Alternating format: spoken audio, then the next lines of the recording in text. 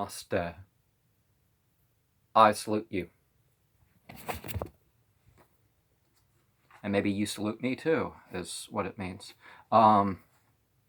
So the Yoga Sutras of Patanjali, translated by James Haughton Woods. We are on to number 4. So let's see how many of these we can get into one video. Maybe 4 through 6. How, in that case, is that energy of the intellect does not seem the same in the emergent state? The answer is since objects are shown to it. At other times, it takes the same form as the fluctuations. In the emergent state of the subliminal impressions, the self has fluctuations which are not distinguished from fluctuations of the mind stuff, and so we have a sutra, Panchakika. There is only one appearance for both. That appearance is knowledge. The mind stuff is like a magnet, and as an object suitable to be seen by the self as witness, it gives its aid by the mere fact of being near it, and thus the relation between it and the self is that between property and proprietor. So property is stvam, and proprietor is svaman. Hence, the reason why the self experiences bodha, the fluctuations of the mind stuff, is its beginningless correlation with the thinking substance. To introduce the next sutra, he inquires, how, in that case, if, though really the same, not be, what kind of a way, in that case, does it assume an appearance? Such is the meaning. He supplies the words, since objects are shown to it, which give the reason, and then he rehearses the sutra. At other times it takes the same form as the fluctuation. At other times means in the emergent state. The fluctuations of mind stuff are the tranquil and the cruel and the infatuated. Not distinguished means not different. These three are those which the self has, the same form. In these words, the same is synonymous with one, and he means to say is this: when by reason of nearness to each other, and difference between the color of the Chinese rose and of the crystal, the vase, are analogously between the thinking substance and the self, does not come to consciousness. Beda grahe. Then the individual, by wrongly attributing the fluctuations of the thinking substance to the self, recognizes that he is tranquil, or pained, or infatuated. Likewise, wrongly supposing that his face, when reflected upon the dirty substance of a mirror, is itself dirty, bemoans himself at the thought that he is dirty, although the fluctuation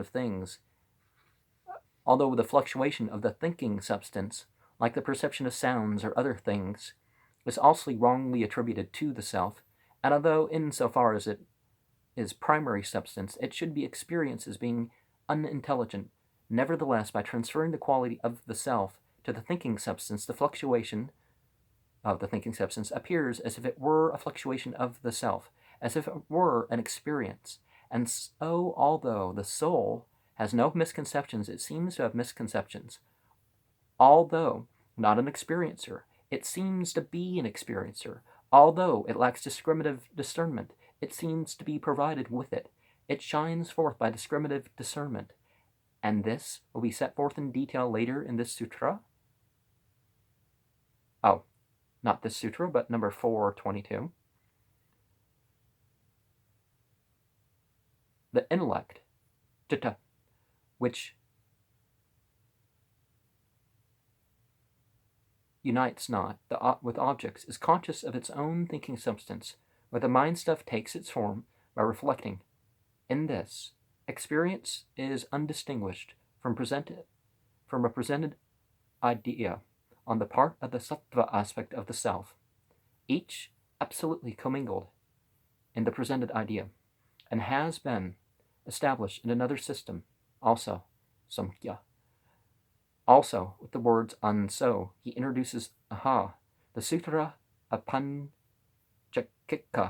the Acharya, There's only one appearance for both. That appearance is knowledge. The question is raised, how is there one appearance, considering that you say that the fluctuation of this thinking substance occupied on the one hand with the different kinds of things is occupied on the other hand with insight and perceptible as being unintelligent insofar as it is primary substance, is appearance, and considering that you at the same time say that the self's intelligence, Chaitanya, which is different from this, and which is the perception, is also appearance.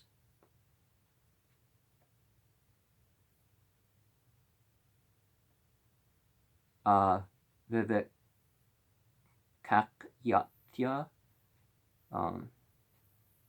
native discernment. Okay. Let this be. Oh, I don't want to skip ahead. That would be a huge mistake. Now, wait a minute. To this, he replies, that appearance is knowledge. When he says only one, he says, with the reference to ordinary the ukika knowledge, which is a fluctuation, subject to origination and dissolution. But knowledge, khyate, is not intelligence, chaitanya, which latter is the very nature of the self. On the contrary, that is concerned not with an ordinary perception, loka pratyaksha, but rather with verbal communication and inference. Consequently, after the author of the comment has shown that undifferentiated consciousness, avidya, is the original cause of making wrong attributions in the emergent state, he suggests that the consciousness is the cause of the contact of the self with the thinking substance, and also that the relation between the property and the proprietor is the cause of experience. He makes this series of assertions consistent by saying the mind stuff is the property of its proprietor, the self. This is the connection of the statements. The object is made that by which one is intelligent, Chaitanya, namely, the agent is the master of the mind stuff, accepts aid, upakara, afforded by the mind stuff, whereas it is impossible that he, the master of the mind stuff, should accept aid afforded by this mind stuff. The reason for this is that there is no correlation of the self with this mind stuff, since the self cannot be aided by it. But on the other hand, cha, as if it be the case, dve, that there's a connection with this or that aid is accepted from it. One would have to admit that the self enters into mutation and apply to this object, it says, like a magnet, and as an object suitable to be seen by the self as a witness, it gives its aid to the self by the mere fact of being near it. The mind stuff is not in connection with the self, but is near it. This nearness, moreover, does not result from a correlation either spatially or temporally of the self with it. But the distinguishing characteristic of this nearness is the self stands to the mind stuff at a relation pre-established harmony. Yogyata, moreover, the self has the capacity for being the experiencer, while the mind stuff has the capacity for being experienced. Accordingly, mind stuff is described as an object to be seen. In other words, it is to be described for an object for experience when it is entered into mutations which have the form of various kinds of things. Chabdade, though experience is a fluctuation of the form of sounds and other perceptible things, and is an external aspect, dharma, C3:13, of the mind stuff, still it belongs to the self, because the self takes the same form as the fluctuations. That is because they result from the false supposition of an identity between the mind stuff and an intellect. Chaitanya, that which is meant. Therefore, though there is no correlation with the mind stuff, still it is established the self accepts aid afforded by it, and that it does not enter into mutation. A question is raised. The relation of property and proprietor is the reason for experiences, and is subject to the conditions of undifferentiated consciousness. But subject to what condition is undifferentiated consciousness, not subject to conditions, as everyone admits, no effect is produced. As they say, is there any commencement of undifferentiated consciousness for him? that is man, as is in the case of sleep and so on. While apparently summing up, he removes this doubt with the words, hence the reason why the experiences the fluctuations of the mind stuff. The reason for the self-awareness of the mind stuff's fluctuation in the form of tranquil and cruel infatuated forms is the above-mentioned correlation, which is without beginning since it is under the conditions of undifferentiated consciousness, and which is without beginning, and the serial order Santanya of Satana, Santana, of undifferentiated consciousness out of the subconscious impressions, Vasana, is like the serial order of seed and sprout without beginning. Moreover, these, for there are many such found in the mind stuff, must be restricted. 5. The fluctuations are of 5 kinds, and are hindered or unhindered. The hindered, klishta, are those which are, klishta, which are those which are caused by the hindrances, klitcha, undifferentiated consciousness, etc., C2-3, are the field for growth of the accumulation of the latent deposits of karma. The unhindered have discriminative discernment as their object, and thus obstruct the task, adhikara, of the aspects guna. These are still unhindered, even when they occur in the stream of the hindered. Even in the midst of the hindered fluctuations, they are unhindered, while in the midst of the unhindered, they are hindered. Corresponding subliminal impressions are produced by naught else than these fluctuations, and fluctuations are made by subliminal impressions. In this wise, the wheel of fluctuations and subliminal impressions ceaselessly rolls on till the highest concentration is attained.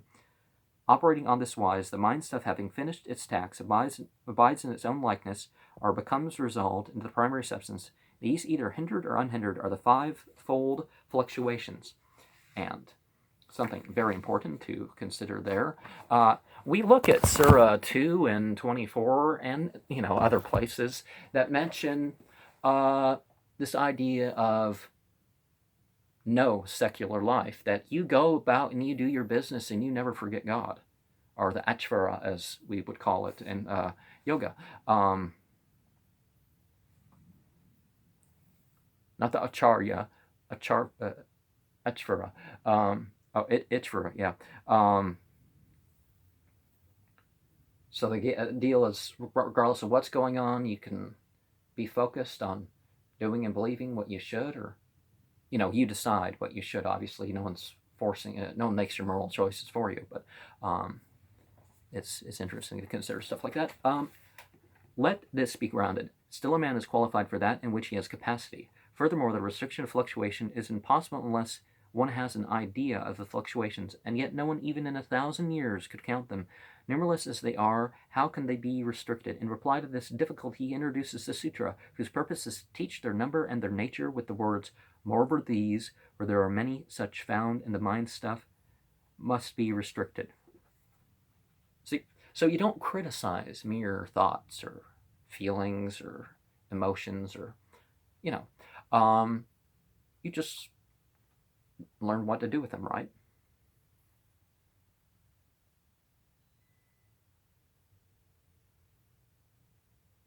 The fluctuations are of 5 kinds and are hindered or unhindered. The fluctuations form a single whole of this. There are 5 parts, and of them the first is the source of the valid idea. Accordingly, there is a fluxion which has parts of this, namely 5-fold, that is, of 5 parts, and since the fluctuations are many, insomuch as there are different mind sets belonging to Chitra and Mitra, and to other people, the use of the plural is consistent. What he wishes to say is this: whether Chitra or Mitra or anyone else, of all these, without expectation and fluctuations, are of exactly 5 kinds, and there are no more fluctuations, and the word mind stuff has a collective sense. Jat Yabhipraya is singular, but is to be taken as a plural mind stuffs. He shows that those are differences of a subordinate kind, which are serviceable in the pursuit of yoga. In the words hindered or unhindered, yoga being the right-hand path of religion, as it would be called, is about connection, going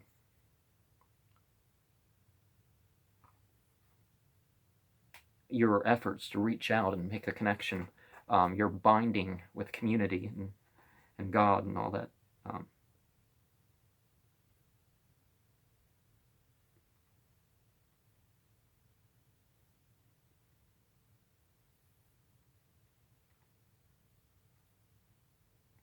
Um, by help of the unhindered fluctuations, the hindered should be restricted, and the former should be restricted by the higher passionlessness. He gives the explanation of this in the words caused by the hindrances. In other words, the fluctuations have the feeling of personality and the other hindrances as their cause of action. Another interpretation would be that for a person whose chief is to fulfill the purposes of the self, those fluctuations which consist of rajas and tamas act as hindrances insofar as they cause hindrance. Hindrance is in the case Tan, verse 227. I don't know what source that is at the moment. Of having something hindered as its effect. This hindrance belongs to those fluctuations and therefore are called hindered, since the action of those hindered fluctuations tend towards an increase of hindrance. It is they which are the field for growth, of the accumulation of the latent deposits of karma for the observer, namely the thinking substance whose chief end is to fulfill the purposes of the self, decides definitely, avasthaya, by the sources of valid ideas, and in other ways what the intended object is, becomes attached to it or averse to it, and then accumulates latent deposits of karma. Thus hindered fluctuations become the soul for the propagation of the counted merit and demerit. He explains the unhindered fluctuations by saying that they have discriminative discernment as their object. When the sattva of the thinking substance is cleansed of rajas and tamas and flows calmly onwards, the clearing of the insight, prajna, is the discriminative discernment. By the speaking of that which has discernment as its object and particularly describes the discrimination, viveka, between sattva and the self, which is the object of this, accordingly, since the unhindered have their sense of object, a discrimination of the difference between the sattva and the self. For this very reason, they obstruct the tax of aspects, guna. Now the aspects have the tax to develop products, since moreover this development lasts until the end of discriminative discernment, and since when the aspects have accomplished their tax, adhikara, these unhindered fluctuations restrict their authority, adhikara, for the reason sources of valid ideas, and the other fluctuations are these unhindered ones. The objection is made. This may be true, but all living creatures have hindered fluctuations only, since there is nothing born that is free from desire. Furthermore, unhindered fluctuations cannot exist in the stream of hindered fluctuations, and even if those unhindered fluctuations could exist, they could not produce effects, since they have fallen into the midst of obstructors. For this reason, restriction of the hindered by the unhindered, and of these latter by higher passionlessness, is nothing more than a wish. In reply to that objection, he says, in the stream of the hindered, practice and passionlessness are produced by devoting oneself steadily to verbal communications, and to inferences, and the instruction of teachers in the midst of the hindered means among them that they occur there means that they are in themselves quite unhindered, though they occur in the stream of the hindered. Surely a Brahman, although he reside at Chalagrama, which is crowded with hundreds of kiratas, is not, on that account, a kirata. This is an example of what is meant by occurring in the midst of the unhindered, and insofar as they are found among the unhindered without being suppressed by the hindered do, after all, as gradually their own subliminal impressions come to fruition, suppress the hindered. Corresponding means that the unhindered subliminal impressions are produced and unhindered fluctuations. This is the wheel of fluctuation and subliminal impressions, which ceaselessly rolls on to the concentration of restriction. Operating this wise, the mind stuff reaches the state of restriction, and coming to consist of nothing but the subliminal impressions, abides in its own likeness. Atma kalpana. This is the superficial view, or else, and this is the stricter view, it becomes resolved in the primary substance. He joins together the meaning of sutras 5 and 6 by the word these. The word 5, full, literally 5 times, is an expression of the sense merely, but it is not a literal rendering of the force, vritte, by the termination, chabda, because it is not taught by Panini, Volume 2, 42, that the termination, teya, teyap, has the meaning of kinds. And, well, I don't want to very significantly, but the Kabbalah Center has a book, Becoming Like God, that you'll see on the chair, the Michael Berg. And this becoming like God, this becoming God, this phrase is going too far. But the thing is that you find some reference in Tanakh. It's clearer in Quran. Even the New Testament sort of has this, you want to become nations of priests and priestesses, and, you know, the Pauline Christianity kind of overturns that sort of thing. But if we have enough people in society that have developed themselves and are acting in the best way upon that development, they pull society with them. It's not that they get out, oh, now we're in charge. Now we can search your homes, and if we find a chess set, we will beat you up something fierce. Or, you know, literally there's people like that think that. But no, this is not what the thing is. If you look into an actual theocracy, some of the ideas of actual theocracy have more freedom. Most things, it's like, if you keep it in your home, as long as you're not abusing anybody, you know, if you feel bad and you want to atone for your actions, of course, there's, you know, public punishments for one or the other, which tend to be completely voluntary. You know, so we got to be careful of the idea that give up on this messianic thing and just,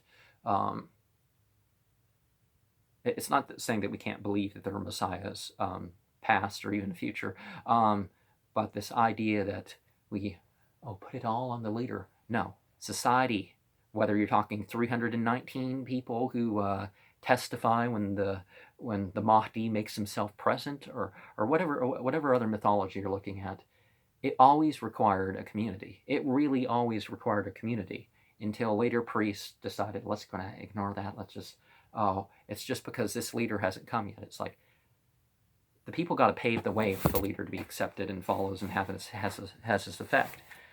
Some of the best individuals only had a few followers, and that's not negating their importance or anything at all. 6. Sources of valid ideas and misconceptions and predicate relations, and sleep and memory. I did a video on the spiritual science of sleep, how I destroyed my, is it spiritual science of sleep, religious science of sleep, how I did away with my nightmares. But these 5 he announces by their technical names: sources of valid ideas and misconceptions, and predicate relations, and sleep and memory. The compound is analyzed according to the order of words of the enumeration of the sutra. The compound is copulative. Chartre Devam Deva. Panini 2:229. Yeah, there's some huge books in Hindu literature. Well, I mean, you have book, canto, you have canto, chapter, verse, and you have tens of thousands of verses in some things, so that may be why it's so big. The sense of mutual conjunction, just as once more in the statement 2.5, the recognition of the permanent, of the pure, of pleasure, and of a self in what is impermanent, impure, pain, and non-self, is undifferentiated consciousness. Such illusions as the loss of the sense of orientation are as the firebrand whirled about so as to be seen as a circle, are not expressly included. So here also, even in the mentioning of the sources of valid ideas and the rest, since doubt as to the real existence of other fluctuations would not otherwise be excluded, in order to exclude them, the words "of 5 kinds" should be added. Thus becomes clear that the fluctuations are just so many and no more. 7. Sources of valid ideas. Sources of valid ideas are perception and inference and verbal communication. Perception is that source of valid ideas. Okay, let's see how we can get this far. Which arises as a modification of the inner organ when the mind stuff has been affected by some external thing through the channel of the sense organs. The fluctuation is directly related to that, but whereas the intended object consists of a genus and of a particular, the fluctuation is chiefly concerned with the ascertainment of the particular, the genus being subordinate in perception to the particular. The result of perception is an illumination by the self, paurasya, of a fluctuation which belongs to the mind stuff, an illumination which is undistinguished, avijista, that is, one in which the self does not distinguish itself from the thinking substance, as we shall explain in detail hereafter. 217. In the passage beginning self is conscious by reflection of the thinking substance. 2. Interference is that fluctuation of the mind stuff which refers to visaya, that tat.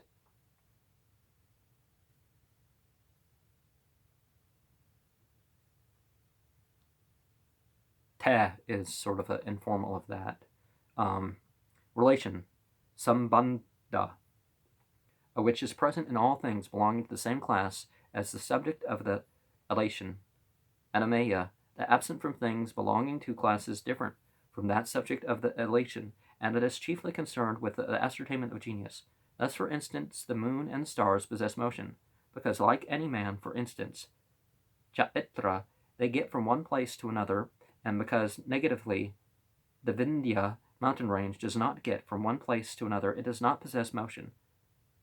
3. A thing which has been seen or inferred by a trustworthy person is mentioned by word in order that his knowledge may pass over to some persons. The fluctuation of the hearer which arises from that word and which relates to the object intended by that word, tat artha vasaya, is a verbal communication. That verbal communication is said to waver, the utterer of which declares an incredible thing, not a thing which he himself has seen or inferred, but if the original utterer has himself seen or inferred the thing, the verbal communication would be unwavering. Among these 5, of one that is the fluctuation which is the source of valid ideas, he gives, that which may pass as the naturally expected, generally distinguished characteristic, laksana, by analyzing that 1 into 3 in saying the sources 7. The source of valid ideas are perception and inference and verbal communication. A valid idea, prama, is an illumination of a thing not already presented and caused by the operation of the self. The instrument for this is the source of the valid idea, pramanna, and mention the source of valid ideas analytically for the purpose of definitively excluding either less or greater number. Another one, I guess. Of these 3, he gives first the distinguishable characteristics of perception, since it is the root of all the other sources of valid ideas. In the word beginning of the sense organs, by using the words intended object, he rejects the doctrine of Maya, according to which the object is a false attribution, with the words directly related to that, insofar as the fluctuation has an external field of action. He renounces the Buddhist doctrine which conceives in the field of action as having the form of mental objects, literally form of knowledge. Now, even a schizophrenic, if someone is convinced they're schizophrenic, they have to act like things are delusions. It's like, well, if they know they're schizophrenic. And isn't that the, considering the world a delusion, it sounds like a mental illness, doesn't it? But it's a religious belief, and we got to respect the fact that people have religious beliefs and have the freedom for that. Maybe we can convince them of something else.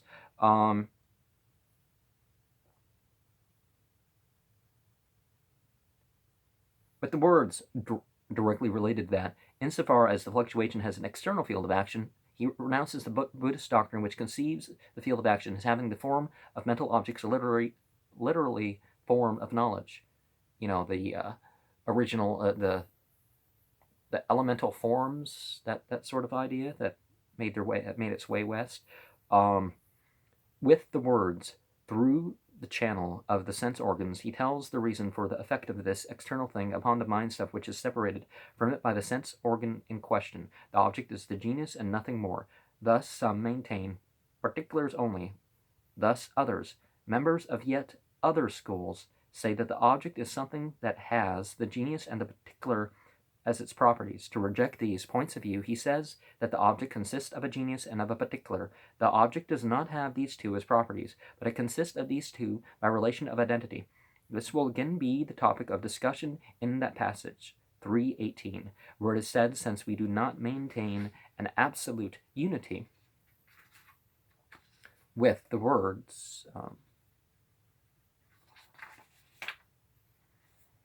chiefly concerned with ascertainment of the particular, he distinguishes that which relates to perception from that which relates to inference and verbal communication. In other words, although the genius itself does shine forth into consciousness in perception, still is subordinated to the particular. This would also be a partial characterization of a direct experience, sakshatkara, and even the discriminative discernment receives its characteristic mark.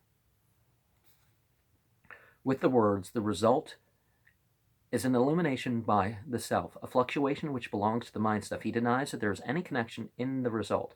An objector asks how an illumination which is found in the self can be a result of fluctuation seated in the mind stuff. For surely when an axe is busy with a kadira tree, it is not chopping on a palacha tree.